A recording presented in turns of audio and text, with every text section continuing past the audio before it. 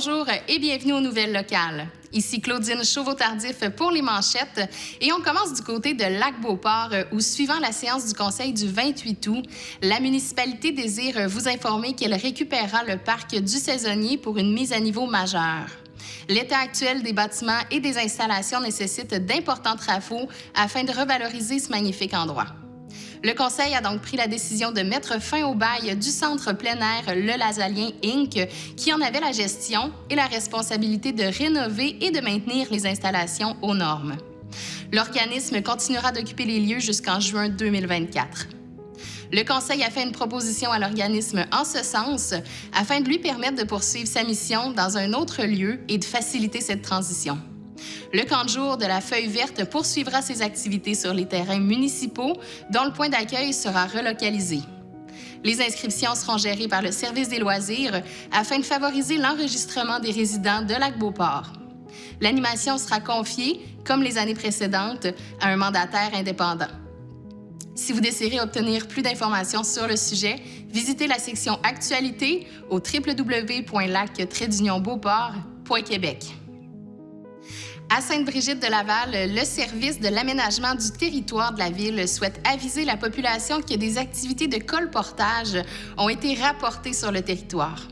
Notez que le colportage et le commerce itinérant sont interdits sur tout le territoire de la MRC de la Jacques-Cartier, dont la ville de Sainte-Brigitte-de-Laval fait partie. Personne n'est autorisé à vous solliciter à votre domicile pour vous vendre quoi que ce soit, sauf les exceptions citées dans notre communiqué émis par la ville. Si vous êtes témoin de colportage ou de toute activité de porte-en-porte non conforme, vous pouvez les signaler à la Sûreté du Québec au 88 841 3911 ou encore au service de l'aménagement du territoire de la ville au 88 825 2515 poste 246. Le communiqué et les exceptions sont disponibles sur la page Facebook de la ville de Sainte-Brigitte-de-Laval. Et maintenant, du côté de Stoneham et Tewksbury, tel qu'annoncé dans un communiqué de presse daté du 12 juillet, la municipalité tient à informer ses citoyens touchés par les inondations du 10 et 11 juillet qu'ils pourront présenter une demande d'aide financière auprès du ministère de la Sécurité publique. En effet, Stoneham et Tewksbury fait partie de la liste des municipalités admissibles au programme général d'assistance financière lors de sinistres. Les citoyens concernés trouveront les modalités du programme, la procédure et les démarches à effectuer sur le site Internet du ministère. S'ils sont éligibles, ils devront compléter et remplir leur dossier en ligne ou le transmettre par voie postale au plus tard le 31 octobre 2023. Vous désirez en apprendre davantage sur l'aide financière offerte, rendez-vous à la page 6 du Petit Rapporteur. C'est le 16 août, après plusieurs mois de préparation et d'entraînement, que Jean-Philippe Lehu, directeur général du Centre de plein air Le Saisonnier, et Thomas Desforges, membre du conseil d'administration du CESO, qui enfourchaient leur vélo de montagne pour amorcer le raid du CESO.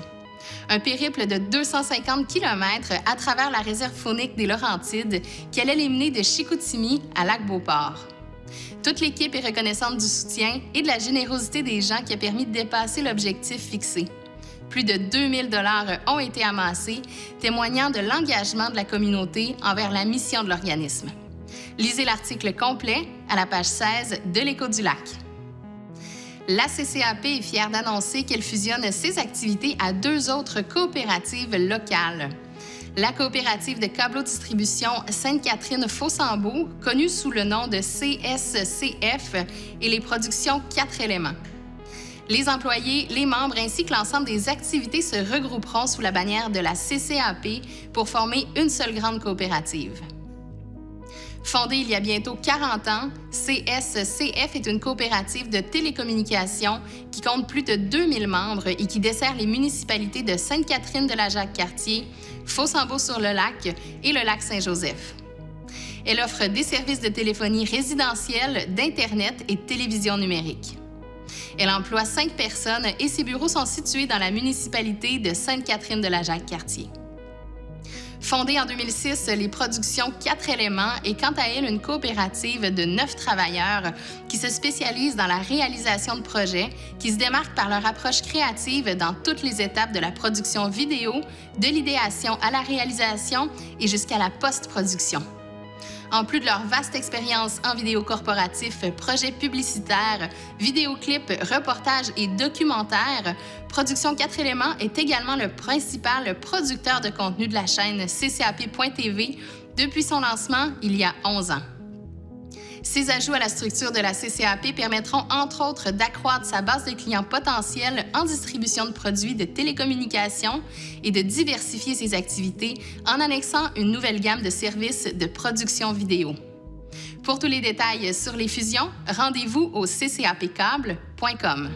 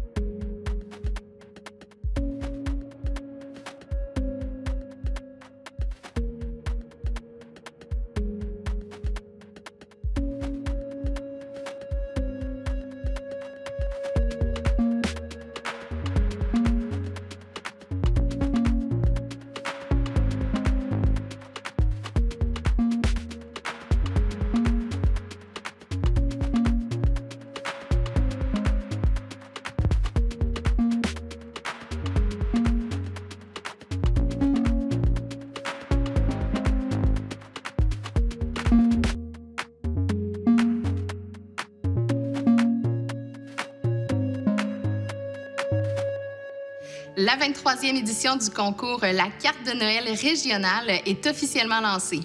Pour vous aider à réaliser votre œuvre, la MRC de la Jacques-Cartier vous offre 3 ateliers virtuels.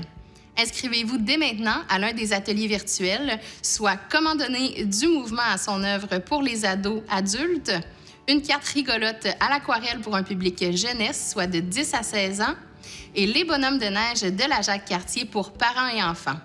Vous aurez ensuite jusqu'au 20 octobre pour déposer votre œuvre et participer au concours La carte de Noël régionale. Inscriptions et informations au mrc-jacques-cartier.com. Ouvrez l'œil car les nouveaux autobus du TCJC sont arrivés. Vous les verrez aux 4 coins de la MRC alors qu'ils seront déployés sur tous les parcours au cours des prochaines semaines. Rappelons que le TCJC offre des allers-retours directs vers la colline parlementaire et le boulevard Laurier, en plus de desservir les principaux cégeps et l'Université Laval. Embarquez dans le bus. Pour connaître les horaires de sa municipalité, visitez le www.tcjacques-cartier.com.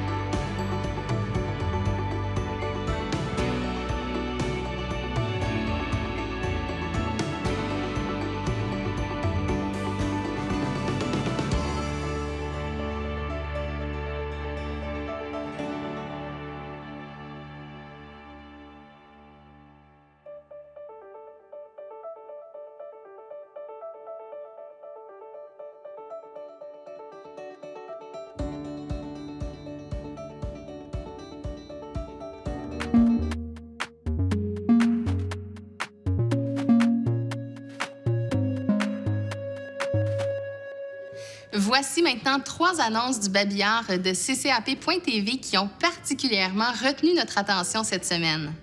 D'abord, le samedi 30 septembre, de 13h à 15h30, venez vous amuser à la piste d'hébertisme du Parc du Brûlé dans une ambiance animée. Des artistes seront sur place pour vous faire vivre une expérience créative interactive dans le cadre des Journées de la culture. Il y aura une initiation à la peinture abstraite avec la jeune artiste Mégane Fortin, du bricolage avec des objets de la nature avec l'artiste Marilyn Bombardier, des défis et des devinettes dans les modules de jeu et bien sûr de l'animation théâtrale interactive avec les animateurs du CESO. Au plaisir de vous y voir. Ensuite, c'est le samedi 16 septembre aux 4 foyers à la station touristique de Stoneham qu'aura lieu le spectacle bénéfice pour l'ascension du Kilimandjaro et la Fondation Pétaine. En musique, Éric Savard et Romy Sirois, les chanteuses Annie Marcoux, Cartès et Karine Monette, l'artiste peintre Geoffrey Rivard ainsi que le band Rock This Way Cover Band sera sur place. Il y aura également un photobooth événementiel et plein d'autres surprises et d'activités. Un don de 50 $ vous assure que votre nom sera automatiquement ajouté à la liste officielle d'invités et vous n'avez qu'à vous présenter sur place le soir de l'événement.